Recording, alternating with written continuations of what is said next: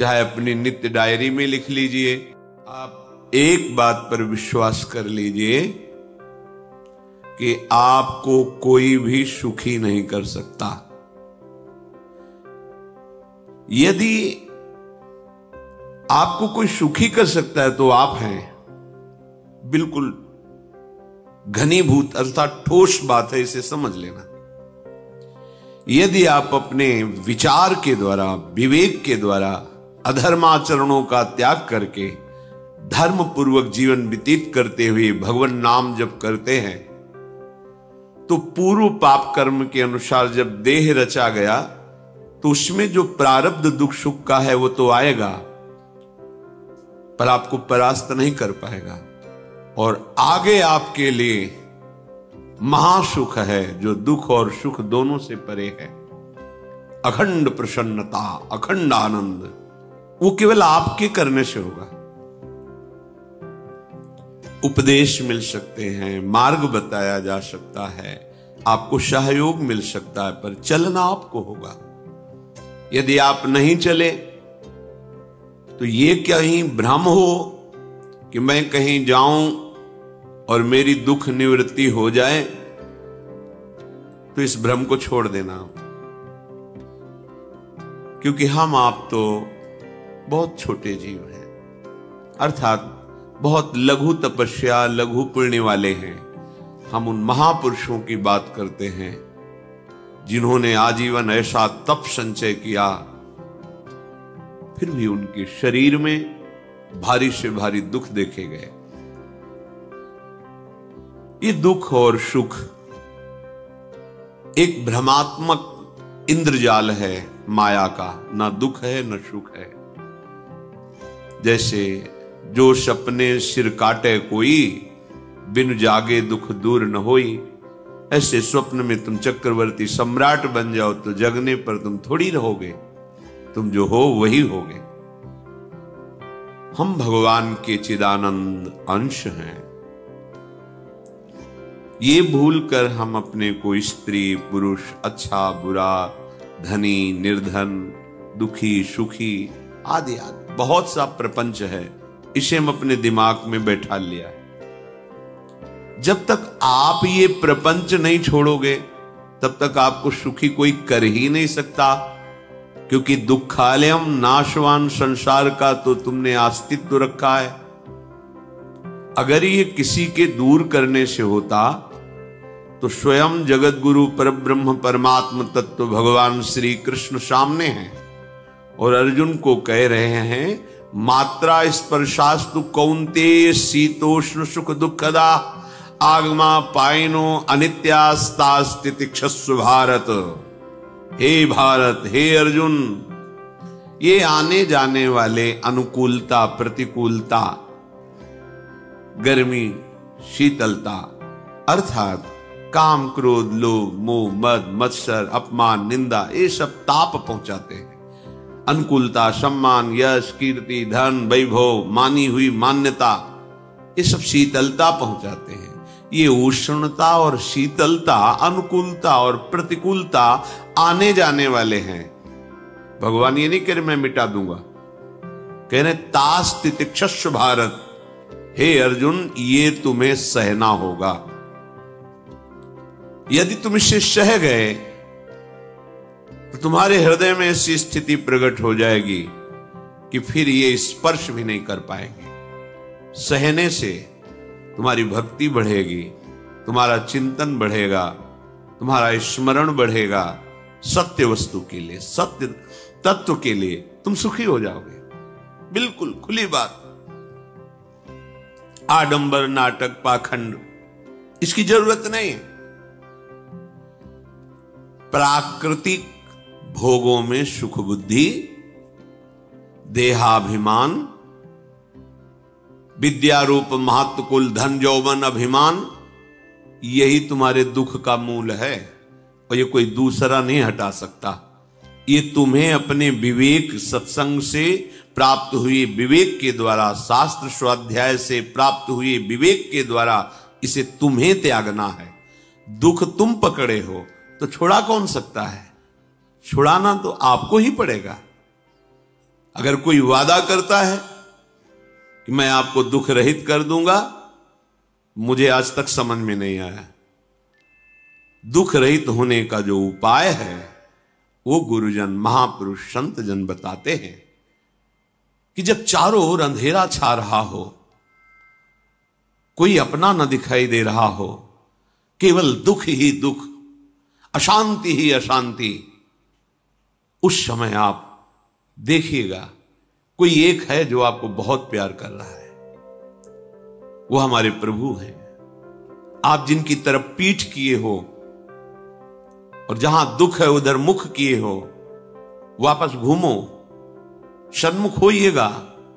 सन्मुख होए जीव मोय जबहि, जन्म कोटि अघनाशों तबहि। करोड़ों जन्मों के पाप नष्ट कर देते हैं भगवान। जहां प्रभु की तरफ हुए तो पता चला बहुत जन्मों से बिछुड़ा था, वो मेरे स्वामी मिल गए। भारी से भारी संकट की निवृत्ति के लिए एकमात्र उपाय भगवान श्री हरि का आश्रय, उनके नाम का जप। सत्य मान लीजिए, आडंबर से कुछ नहीं होना। चाहे जितने जंतुर बांध लो, चाहे जितना जो कुछ जादू टोना जो मन आवे सो कर लो,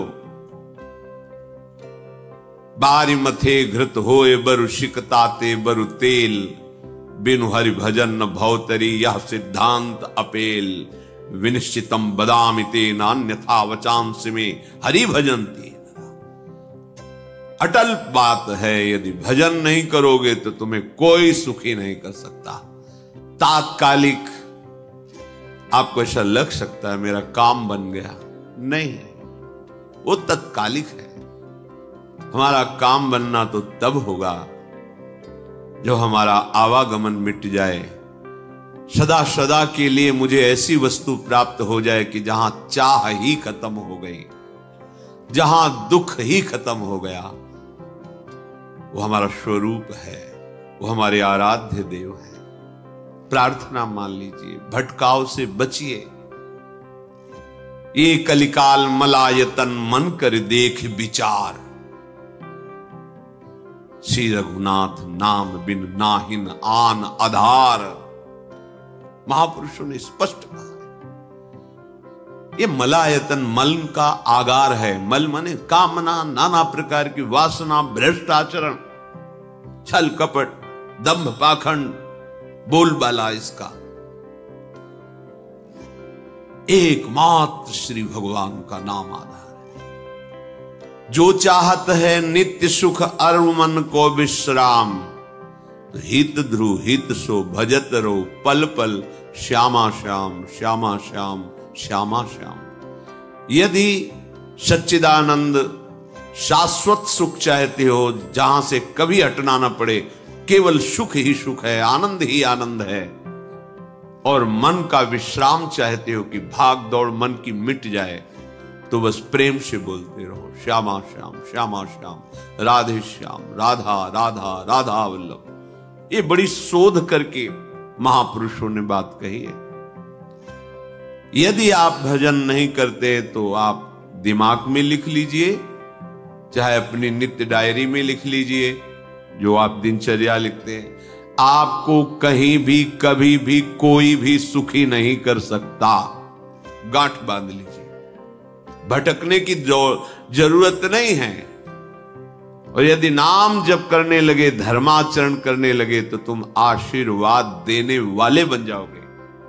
सातरति सातरति सा लोकांतारयति। ध्यान दीजिए, वो तर जाता है, वह तर जाता है, वो लोकों को तार देता है। जब पृथ्वी में भयंकर पापाचरण की वृद्धि हुई, असुरों के द्वारा प्रेरित होकर के जहां भी धर्माचरण, नाम कीर्तन, यज्ञ, हवन, होम, ऋषि मुनि विध्वंस कर दो, क्या हुआ? कोई दूसरा दिखाई दिया क्या? नहीं, किसी की सामर्थ्य नहीं थी। सब मिलकर के ब्रह्मा जी के पास गए, जो ईश्वर कोटि के महापुरुष, सबने ब्रह्मा जी से प्रार्थना की। ब्रह्मा जी ने कहा, हम भी जिनके सेवक हैं, वही प्रभु अब हमारे दुख का निवारण कर सकते हैं। सोचो, आप किसी और से दुख निवृत्त कराना चाहते हैं, जिसने सृष्टि बनाई है, भगवान ब्रह्मा जी भी कह रहे हैं मैं जिनके सेवक हूं, वही प्रभु हमारे और आप सबके दुखों का निवारण करते हैं। तो आपको समझ में नहीं आ रहा कि एकमात्र भगवान श्री हरि ही हमारे दुख का निवारण कर सकते हैं। हमें कहीं भागने दौड़ने की जरूरत नहीं है। साधु समागम इसलिए किया जाता है कि हृदय पवित्र हो जाए, पवित्र हृदय की पहचान बुद्धि में विवेक का प्रादुर्भाव हो जाए, और विवेक से मोह का नाश करके हम निरंतर प्रभु के प्रेम में डूबे, भजन में डूबे। सबने एक साथ मिलकर के विचार किया कि महासुख सिंधु प्रभु से विनय करनी तो कहां जाया जाए, वैकुंठ चले, किसी ने कहा क्षीर सागर चले। अपनी अपनी भावना व्यक्त कर रहे थे। तेहि समाज गिरजा में रहू, अवसर पाई वचन एक कहू, हरि व्यापक सर्वत्र समाना, प्रेम ते प्रगट होई मैं जाना। हे गिरिजा, परम वैष्णवाचार्य भगवान महादेव जी कहते हैं, उस देव समुदाय में हम भी थे। हमने कहा कि हमारे तो हृदय में बात ऐसी आती है कि कहीं भागने की जरूरत नहीं है। हरि व्यापक सर्वत्र समाना, जैसे वो वैकुंठ में विराजमान है, क्षीर समुद्र में विराजमान है, ऐसे कण कण में विराजमान है। बस तुम प्रेम से पुकारो, जहां पुकारोगे वहीं प्रभु प्रकट हो जाएंगे। नाम बाणी जहां श्याम श्यामा तहां, नाम बाणी निकट श्याम श्यामा प्रगट। सिद्ध सिद्धांत है, भटकने की जरूरत नहीं। जहां हो वहीं से प्रिया प्रीतम का नाम पुकारो, नाम कीर्तन करो, उनकी लीलाओं का गायन करो, सबको सुख देने की भावना करो। देखो तुम्हारी दृष्टि बदलती चली जाएगी, भगवत साक्षात्कार करने की योग्यता आने लगेगी। ऐसा ही हुआ। सबने मिलकर के श्री भगवान को विनय पूर्वक आर्त भाव से पुकारा। आकाशवाणी हुई, निर्भय हो जाओ, निश्चिंत हो जाओ, मैं स्वयं अपने अंशों के सहित अवतार लेकर इस भूमि का भार हरण करूंगा। तुम सब बड़े बड़े जो देवता हो, जाओ हमारी लीला में सुख लेने के लिए सब ऋक्ष वानर आदि का रूप धारण करो। ब्रह्मा जी, महादेव जी, बड़े बड़े ईश्वर कोटि के लोकपाल बहुत प्रसन्न हुए, क्योंकि भगवद वाणी सत्य है, त्रिकाल सत्य है।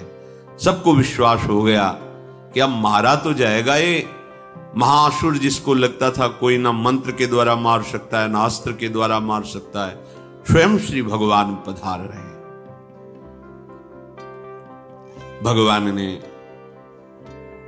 जो निरंतर भजन प्राण रहते हैं, कश्यप जी, आदित्य जी, वो भगवान के वात्सल्य में भरे थे। प्रभु जब प्रकट हुए तो उनसे कहा, मुझे आप जैसा पुत्र चाहिए। प्रभु ने कहा कि मेरे जैसा तो मैं ही हूं, अद्वितीय हूं, दूसरा कोई है नहीं, मैं ही अवतरित होऊंगा। भजन में देखो कितनी सामर्थ्य है। जगत पिता को पुत्र रूप में प्राप्त कर रहे हैं। वही चक्रवर्ती सम्राट अवधपुरी के नरेश महाराज दशरथ जी के रूप में, जिनकी महामहिम अद्भुत सौभाग्य प्राप्त करने वाली तीन ये रानियां, श्री कौशल्या जी, श्री कैकेयी जी, श्री सुमित्रा जी। भगवान वशिष्ठ जी इनके गुरुदेव हैं। प्रायः बड़े बड़े महान जो राज्य पालक रहे, उनके ऊपर, राजा के ऊपर महाराजा विराजमान रहे।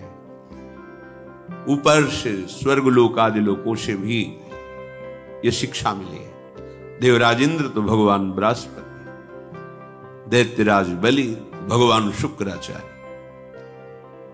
जनक जी तो सदानंद जी महाराज, दशरथ जी तो वशिष्ठ जी महाराज, ऐसा था। क्योंकि जहां हमारा विवेक काम नहीं करता वहां ये ब्रह्मबोध संपन्न महापुरुष तत्काल हमको संभालते हैं।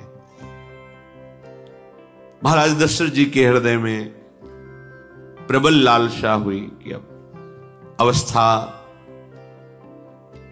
व्यतीत होती जा रही है, पर जो गृहस्थ धर्म का परम लाभ है वो तो हुआ ही नहीं।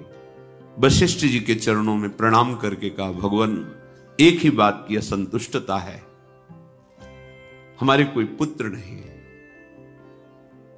वशिष्ठ जी ध्यानस्थ हुए, ध्यान में देखा और उनका, तुम्हारा जैसा सौभाग्य अन्य का किसी का नहीं हो सकता। तुम्हारे यहां स्वयं सच्चिदानंद भगवान श्री हरि अपने अंशों के साथ अवतरित हो रहे। श्रृंगी ऋषि को बुलाया गया, पुत्रेष्टि यज्ञ करी, उसमें साक्षात भगवान अग्निदेव प्रकट होकर के खीर दिया और कहा अपनी रानियों को पवा दीजिए। वशिष्ठ जी के आज्ञा के अनुसार उस खीर को 2 भाग में किया। प्रथम भाग श्री कौशल्या जी को दिया, जो दूसरा भाग था उसके 2 भाग किए, उसका 1 भाग कैकेयी जी को दिया। अब जो 1 भाग बचा उसके 2 भाग किए और वशिष्ठ जी की आज्ञा के अनुसार एक माता कौशल्या जी को, एक कैकेयी जी को दिया। उन्होंने अपने हाथ से सुमित्रा जी को दिया। तो सुमित्रा जी के गर्भ से लक्ष्मण और शत्रुघ्न, कौशल्या जी ने जो भाग दिया उससे लक्ष्मण जी प्रकट हुए, जो रामचरण अनुरागी, अद्भुत अद्भुत हरि प्रेमी। शत्रुघ्न जी भरत चरणों का आश्रय लिए हुए राम जी का सेवन करते हैं। बड़ा रहस्य है, कितनी मर्यादा है। गुरु की आज्ञा से जहां जैसा विधान होना चाहिए वैसा, तो उस बड़ा मंगल शुरू। ये महामहिम जगत पावन करने वाली माताएं मानो अपने गर्भ में अखिल ब्रह्मांडों के स्वामी को धारण किए हुए हैं, जिनके गर्भ में अनंत ब्रह्मांड वास करते हैं, उन प्रभु को अपने गर्भ में धारण करने का अनुभव कर रहे हैं। महाराज दशरथ बहुत प्रसन्न है। ये जीवन का परम लाभ है। प्रभु हमारे कोई भी हो, माता पिता भाई बंधु सखा पति प्रीतम पुत्र, कुछ भी, ये तो ऐसे करुणामय कोई भाव रख लो और गाढ़ भाव कर लो तो आपको अनुभव कराने लगेंगे। जिस भाव से आप देखोगे कैसा सुख महाराज दशरथ जी को हो रहा होगा, जिनको गुरुदेव से पता है कि स्वयं भगवान पधार रहे। प्रतिपल इनके दर्शन करके कौशल्या जी, कैकेयी जी, सुमित्रा जी के प्रेम पुलकित रहते हैं। दशरथ जी, अहो भाग्य, साक्षात भगवान पधार रहे। समय व्यतीत हुआ, जोग लगन गृह बार तिथि सकल भये अनुकूल, चर अरु अचर हर्ष जुत राम जन्म सुख मूल। ठीक योग लगन ग्रह वार तिथि सब अनुकूल हो गई। कब? जिसके हृदय में प्रभु का प्रकाश हो जाता है। जो प्रभु के भजन में रहता है तो योग लगन ग्रह वार तिथि नक्षत्र सब अनुकूल हो जाते हैं। जो पे कृष्ण चरण मन अर्पित तो करी है का नवग्रह रंग। सब ग्रह नक्षत्र वार तिथि ये जितने भी विघ्न कारक या शुभ कारक है, ये सब शासन में रहते हैं। जिसके हृदय में भगवान नाम चल, जिते विनायक शुभ अशुभ ये विघ्न करे नहीं कोई, क्योंकि भगवान का नाम चल रहा है। हृदय में भगवान प्रकाशित हो गए हैं, परमानंद अनुभव होता है। ऐसे भगवान जगत में प्रकट हो रहे। ये तो कभी कभी अवतार होता है, पर ये अवतार होता ही रहता है। भगत के हृदय रूपी महल में अवतार होता रहता है। जो निरंतर भगवत चिंतन परायण अपने अहम को भगवान के चरणों में समर्पित किया तो भय प्रकट कृपाला, यही हृदय में प्रकाशित हो जाते हैं। हृदय में ही दिव्य वृंदावन प्रिया प्रीतम दिव्य लीला। चैत्र का महीना, नवमी तिथि, शुक्ल पक्ष, अभिजीत मुहूर्त, ठीक दोपहर का समय 12 बजे सब लोगों को परमानंद प्रदान करने वाले प्रभु पधारे। शीतल मंद सुगंधित वायु बह रही है, देवताओं की दुंदुभियां बज रही, पुष्पों की वर्षा हो रही, बड़े बड़े ऋषि मुनि नृत्य कर उठे। जैसे साधना को फल मिलता है हृदय आनंद में, आज समस्त साधनाओं के फल स्वयं मंगल मूर्ति प्रभु पधार रहे। सब महात्माओं का, संतों का हृदय अलौकिक आनंद से भरा हुआ है। पृथ्वी जितनी दिव्यता है सब प्रकाशित कर दी। रस भरे फल, औषधियां, दिव्य मणियां, रत्न जो छुपाए हुए अपने गर्भ में थी, प्रभु आ रहे, सब प्रकाशित कर दी। जलधाराएं जो सूखी हुई थी वो भी। जब ब्रह्मा जी ने देखा कि जो भगवान ने आकाशवाणी में कहा था वो सब सत्य हो रहा है, आकाश में ब्रह्मा जी समस्त देवतागण विराजमान होकर के अंजलियों में दिव्य पुष्प लेकर के वर्षा कर रहे हैं, सुंदर सुंदर अलग अलग वाद्य बज रहे हैं, ऋषि मुनि देवता सब स्तुति कर रहे हैं, प्रणाम मुद्रा में सब खड़े हैं, क्योंकि समस्त लोकों का पालन करने वाले भगवान श्री हरि महाराज चक्रवर्ती सम्राट दशरथ जी के भवन में प्रकट हो रहे हैं। तो आकाश में सब ईश्वर कोटि के महापुरुष पुष्पांजलि अर्पित कर रहे हैं। उसी समय भगवान का प्रादुर्भाव होता है। भगवान कभी गर्भ से नहीं प्रकट होते, लीला होती है, ऐसा अनुभव होता है गर्भ है, पर पहले भगवान भगवान के रूप में प्रकट होते हैं, फिर वो बालक बन जाते हैं। कभी ऐसा कहीं नहीं मिला, अनुभव होता है ऐसा, समय से गर्भ रहा, समय से गर्भ बढ़ा, ऐसा अनुभव होता है, पर भगवान प्रकट होते हैं। इसीलिए भय प्रगट कृपाला दीन दयाला कौशल्या हितकारी हर्षित महतारी मुनि मनहारी अद्भुत रूप विचारी लोचन अभिरामा तनु घन श्यामा निज आयुध भुज चारी भूषण बनमाला नयन विशाला शोभा सिंधु खरारी कह दुई कर जोरी अस्तुति तोरी केहि विधि करो अनंता माया गुण ज्ञाना तीत अमाना वेद पुराण भनंता करुणा सुख सागर सब गुण आगर जेहि गावहि श्रुति संता सो मम हित लागी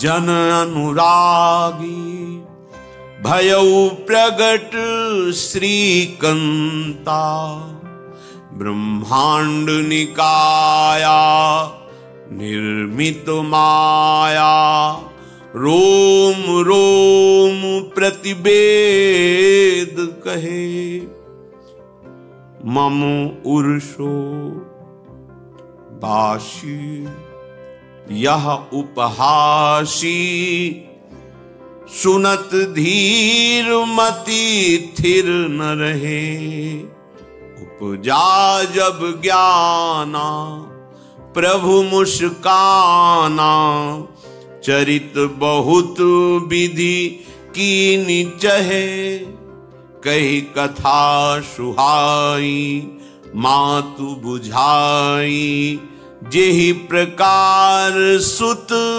प्रेम लहे। दीनों पर दया करने वाले, बात समझिए।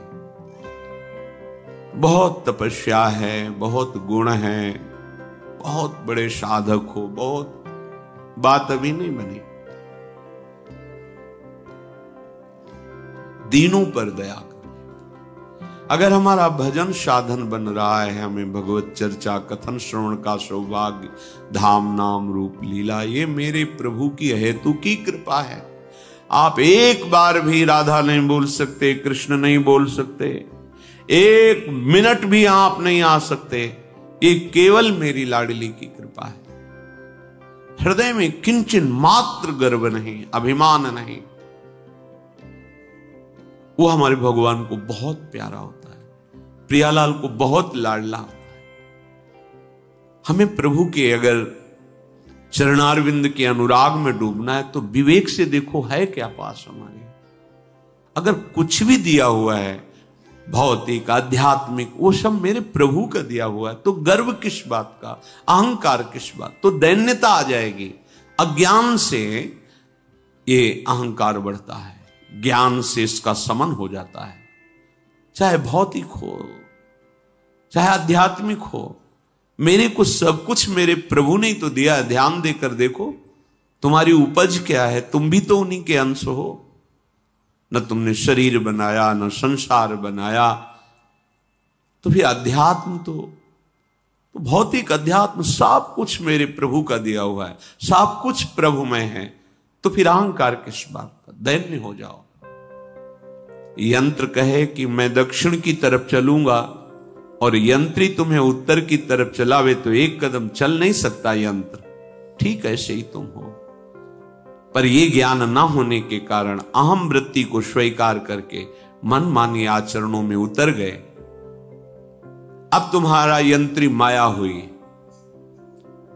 यंत्रारूढ़ानि मम माया।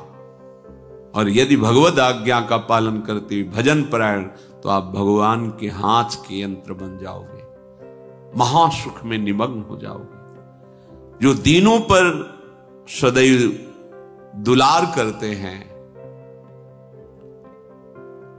माता कौशल्या जी को परम सुख देने वाले प्रभु प्रकट हुए। मुनियों के मन का हरण करने वाले प्रभु को सामने देख करके कौशल्या जी आनंद मगन हो गई।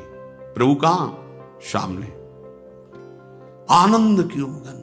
नेत्रों से अश्रुधारा चल रही कौशल्या की। सामने देखा श्याम सुंदर विराजमान है, लोचन अभिरामा तनु घन श्यामा। ऐसी अद्भुत श्यामता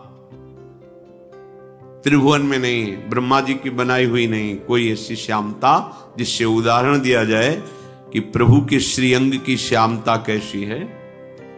वो बस संकेत के लिए चंद्र शाखा न्याय के अनुसार भले कह दे, नहीं प्राकृतिक ऐसी रचना ही नहीं है जो हमारे प्रभु की इंद्रनीलमणि श्याम मनोहर वो है ही नहीं। वो सामने देख रहे कौशल्या जी। ये भजन का प्रभाव है। अरविंदाक्ष कमल नयन, देखते ही चित्त चुरा जाए, ऐसे नेत्र हैं प्रभु के। अजान बाहु लंबी भुजाएं। और जब प्रभु जहां प्रकट होते हैं, चाहे वो कंस कारागार हो या अवधपति का महल हो, पहले वैभव से प्रकट होते हैं। ईश्वर समस्त आयुध समस्त वैभव, दिव्याभूषण बनमाला, चार भुजाएं, शोभा के समुद्र, आसुरी वृत्तियों का, भावों का, व्यक्तियों का नाश करने के लिए प्रभु प्रकट हुए। इसीलिए प्रभु से भी बढ़कर प्रभु का नाम है। वो व्यक्ति का नाश नहीं करता, वो वृत्ति का नाश करके भगवत दासत्व प्रदान कर देता है। बहुत अपार महिमा भगवान नाम की है, प्रभु के नाम की है। प्रभु प्रकट होते हैं तो दुष्टों का विनाश करते हैं, लेकिन प्रभु का नाम जिसके हृदय में प्रकट होता है दुष्टता का नाश करके उसे जगत पावन करने वाला बना देता है। तीर्थी कुर्वन्ति तीर्थानि, वो जहां चरण रख दे उसे निष्पाप कर देता है। भूमि को, वायु को निष्पाप कर देता है जिसकी जिह्वा पे नाम चलता है। मैया ने देखा, कौशल्या जी ने, जगत के स्वामी सामने विराजमान, दोनों हाथ जुड़ गए। हे अनंत, मैं कैसे आपकी स्तुति करूं? वेद पुराण ये सब स्तुति करते हुए हार गए, नेति नेति कहकर आपका पार नहीं पाए। माया से, गुणों से, ज्ञान से भी आप परे हैं, असीम हैं, अनंत हैं। श्रुतियां, संतजन सदैव आपका यश गान करते रहते। हे दया के समुद्र, हे शब्द, सुखों के धाम, गुणों के धाम, भक्तजन सदैव आपका गान करते रहते हैं। आज वही प्रभु मेरे सामने प्रकट है। हे श्रीपति, आप मुझे सुख प्रदान करने के लिए मेरे नेत्र गोचर हुए